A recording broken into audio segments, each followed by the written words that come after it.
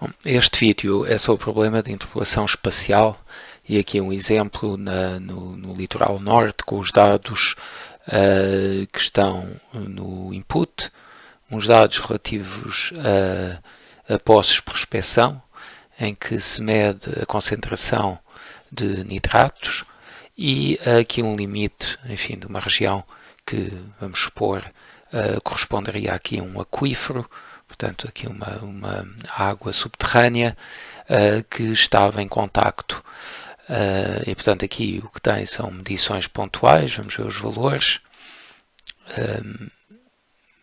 Vamos aqui pôr uma legenda. Vou tirar aqui a imagem para já para facilitar. Vamos pôr aqui de maneira a ver então qual é que é o valor associado.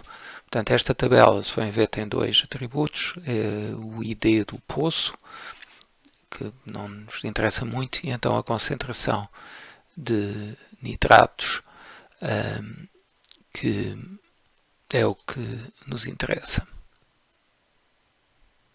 Portanto, vocês podem ver que junto a cada ponto há uma observação, e há zonas com valores mais baixos, há zonas com valores mais altos, e o que pretendemos aqui é, supondo de facto que há aqui um lençol freático debaixo desta zona e que esta concentração varia e que isto são amostras pontuais, queremos criar então aqui um novo conjunto de dados geográficos que seja uma estimativa da concentração pontual desta substância em todo o lençol freático. Tá bem? Portanto, isto é o problema chamado de interpolação espacial e tem a ver com, de facto, aquilo que chama a primeira lei da geografia, não é? Coisas mais próximas estão mais relacionadas do que coisas distantes. Portanto, aqui o que é que esta figura representa um bocado como é que olhamos para o problema. Estes pontos vão corresponder aqui aos pontos em que temos valores observados, aqui aos poços, e este P representa um pixel genérico. Portanto, o que vamos fazer é construir aqui uma imagem, aqui sobre esta região, com linhas e colunas e com pixels. Portanto, para cada pixel vamos aplicar esta ideia. Portanto, um pixel novo esteja aqui, vai-se ver numa certa vizinhança onde é que estão as observações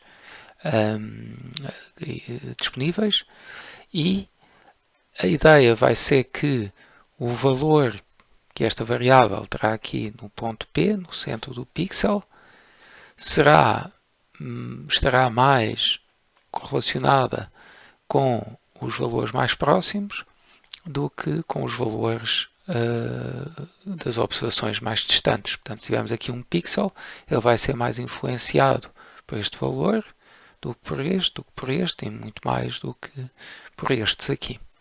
Tá bem? Então, a ver, isto é uma maneira de olhar para o problema, não é garantido que isto vai dar uma resposta correta, não é? Fazer uma estimativa correta, são problemas relativamente complicados e para os quais há várias técnicas descritivas ou estatísticas para tentar encontrar uma solução, mas a ideia é sempre a mesma. Para cada pixel, haverá aqui muitos pixels, portanto, para cada um vai-se considerar uma certa região envolvente, vai-se considerar as observações existentes nessa região envolvente e vai-se fazer a estimativa do valor em função dos valores dos vizinhos na região envolvente.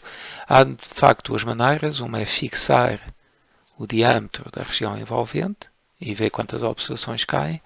Outra forma é para cada pixel dizer que a região envolvente vai se corresponder às, por exemplo, 10 observações mais próximas. Portanto, se estivermos aqui, vamos ver qual é que é o círculo que contém as 10 observações mais próximas e é esse que vai ser utilizado. Se estivermos aqui, o ciclo se calhar é maior e é esse que é utilizado. Também, portanto, existem vários critérios para fazer essa estimativa do valor pontual para o pixel. Tá bem? Ou seja, na teórica, aqui a ideia, bom, há várias maneiras de fazer a interpolação. Isto corresponde ao caso de uma interpolação linear.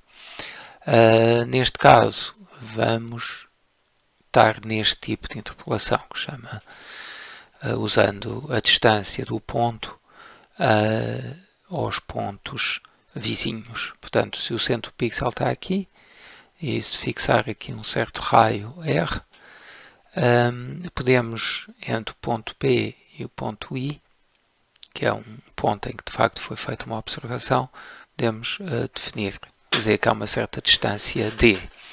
Tá bem?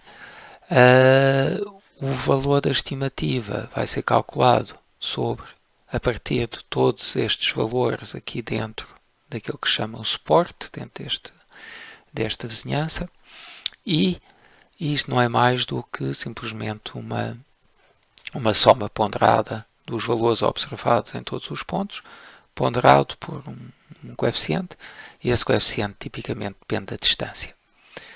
Bom, tipicamente o coeficiente é proporcional a 1 sobre a distância, daí chamarem-se estes métodos métodos de inverse distance weighting. Tá bem? Portanto, há aqui um exemplo em que é proporcional estão aqui dois exemplos, é proporcional a 1 sobre a distância. Aqui é simplesmente proporcional a 1 sobre a distância. Portanto, o que é que está a acontecer? Os elementos mais afastados, este aqui, o 25, ainda tem algum, e este aqui ainda tem algum peso sobre a estimativa que vamos fazer neste pixel. Aqui é proporcional à distância ao quadrado e, portanto, os valores mais afastados vão ter muito menos peso sobre o centro do pixel. Não é? Este aqui vai ter bastante, este aqui já dá bastante menos e este uma importância muito pequena. Está bem? Portanto, isto permite regular qual é que é a importância dos vizinhos, e dos vizinhos mais próximos, dos vizinhos mais afastados do centro do pixel em que queremos fazer a estimativa. Está bem? Aqui mostra como é que vão sendo preenchidos os valores da grelha usando este tipo de técnica com este critério, não é? E portanto, ao ver quando chegam ao fim, aqui eu tenho um valor 27, não é? Influenciado por este, por aquele. Aqui um valor 28, fica mais ou menos entre estes.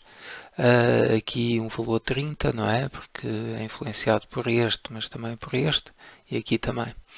Se tiver uma potência de 2, portanto, os que faz com que apenas os vizinhos mais próximos, de facto, tenham um peso muito maior que os mais afastados, estão a ver que o resultado vai-se colar muito mais aos valores locais do que neste caso aqui. Portanto, aqui 33 é mesmo como aquele 33, aqui 85 é mesmo como aquele 85, enquanto aqui este valor estimado já vai refletir também este valor 78 mais baixo, até este valor 43 mais baixo, etc. E não apenas 85. Portanto, isto vai dar soluções diferentes em função do critério. Vamos ver que no QGIS este expoente é um dos parâmetros que pode ser regulado